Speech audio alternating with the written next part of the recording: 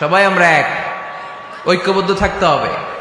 সীসা ঢালা প্রাচীরের মতো বিশ্বনবী এসেছেন মিলাতে, বিষ্ণু ইসলাম আলাদা করতে আসেন নাই। আমরা আলাদা করতে পছন্দ করি।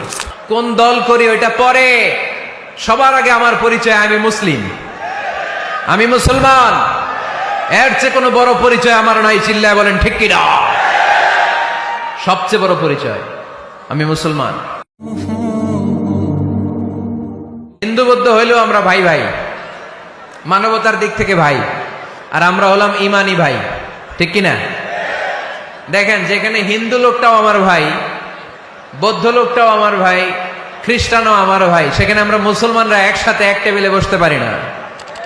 কিন্তু আমাদের নবী এক, আমাদের কোরআন এক, আমাদের কাবা এক, আমাদের মদিনা শরীফ এক। চিল্লায় বলেন ঠিক কিনা?